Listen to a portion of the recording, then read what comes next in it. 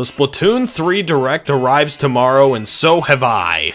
Welcome everyone to the most degenerate predictions video you've ever seen, because I am not here to reiterate things others have mentioned.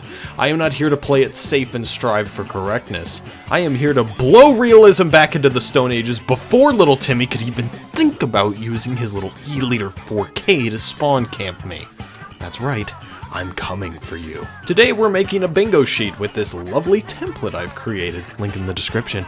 If even one of these predictions comes true, you should take it as a sign the apocalypse is approaching.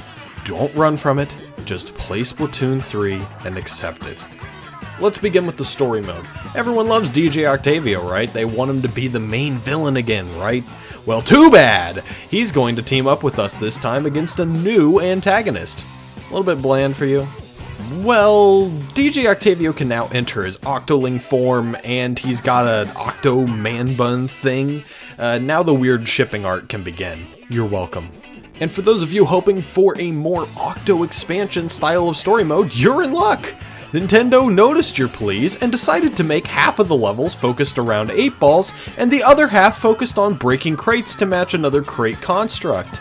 And even better, not only will you have to protect the 8 balls from falling off the edge of the stage, the levels will have gyro-sensitive moving platforms, so that if you use motion controls to aim, you will obviously not succeed very often. A 2-for-1 prediction special!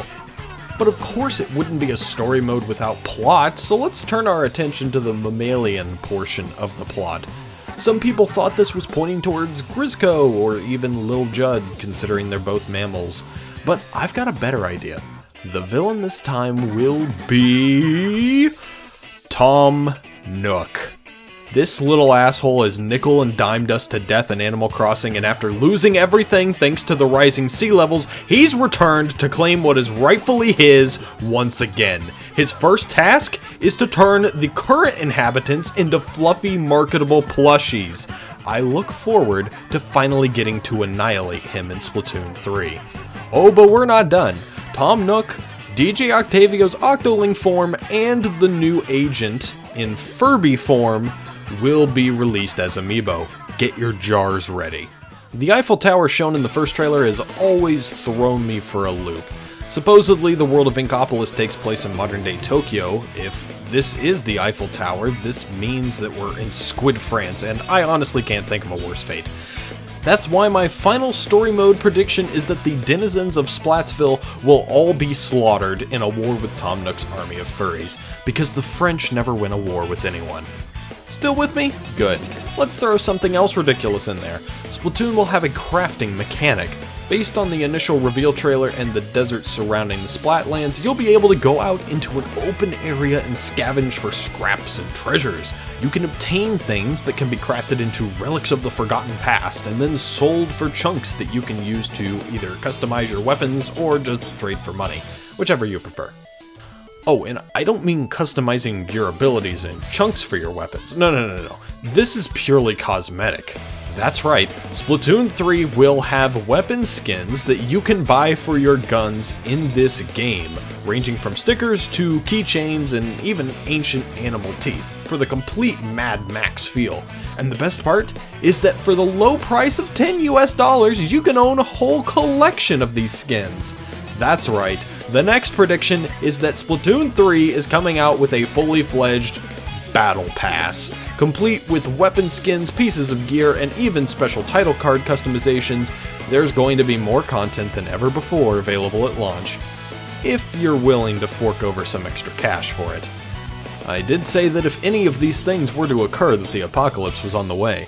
Asking for a complete game at launch? That's just music to the monkey paw's ear.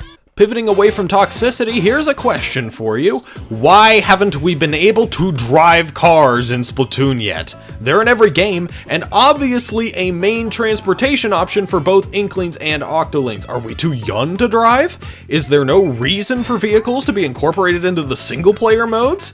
I think there's a fantastic reason. If the Octarians can shoot gigantic miniguns at me and try to smash me with flying quadcopters, then I sure as hell better be able to drive a Jeep in Splatoon 3. It's only fair. Oh, and you know what?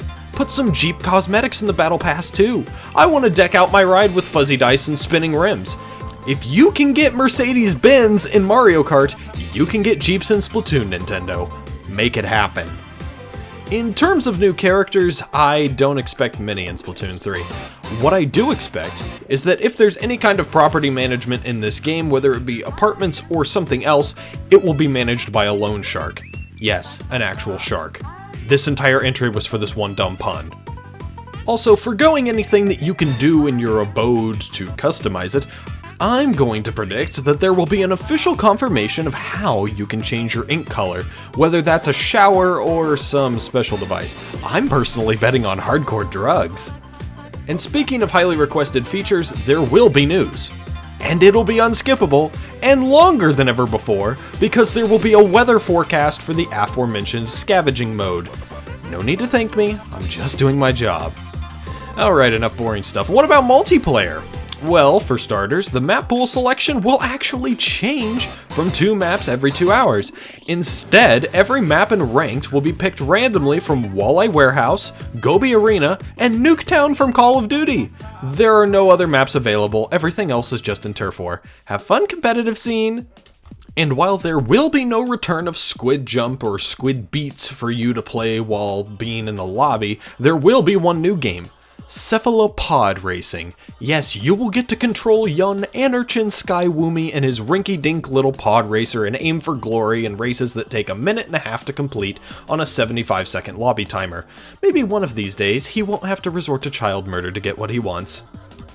In private lobbies, you'll be able to finally use room codes to join your friends instead of actually having to become friends with everyone in order for them to join. And I mean that literally.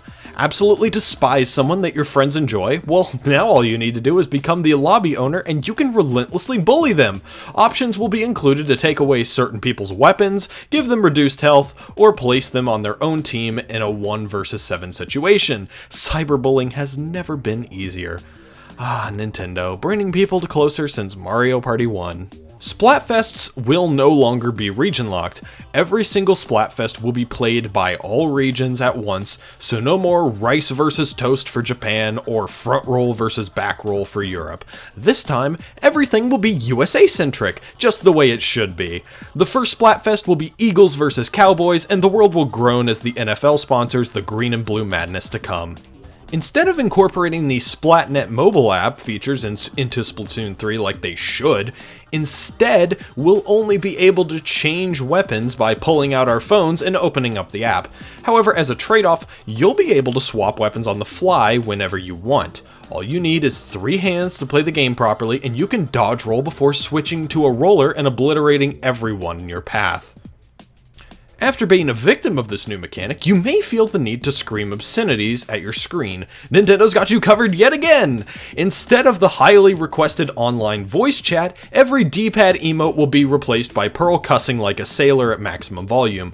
Her hit song, Dudes Be Sleeping, will also be available uncensored in all lobbies free of charge. Nintendo has also noticed the newer trend of squid parties in random multiplayer lobbies as well, and has decided to make a feature based off of it. Now, if all 8 players go to the center of the map and input a specific button combo, one member of each team will instead decide the outcome of the match in a dance-off. Judd, Krusty Sean, and the Isopod from the Deep Sea Metro will all judge you. If you win, your team gets a free pair of shoes. As for new multiplayer modes, many have requested a team-based Battle Royale mode. However, in order for a Nintendo server to allow 20 teams of 4 in an online lobby at the same time, a blood sacrifice must be made. Say goodbye to little buddy! Salmon Run is also something that exists. Honestly, it was my favorite mode in 2, but it seems like there's not a lot to differentiate it this time around. Let's change that. Everyone hates that one weak link who goes off on their own and gets themselves killed. So if you end up having more deaths than golden eggs retrieved, your save data is wiped entirely. Good luck and don't suck. Okay, we're down to the penultimate prediction, and I think it's about time we talk about the idols. First we had the sisters, then we had the lesbians. Now, it's time for the boys. And we're not just getting 2 boys. The idol group for Splatoon 3 will literally just be BTS in an effort to get all the K-pop stans to buy the game. What else can you expect from a game with Jeep and Tom Nook? And that just about covers it. Well, I think we've got a great picture of what Splatoon 3 is going to be. You've got countless promotional placements, punishing game design, and a world of squid crime in store. So for my final prediction, I predict that whatever gets revealed tomorrow, everyone will be happy and not complain whatsoever. Which is probably the least realistic thing on this list.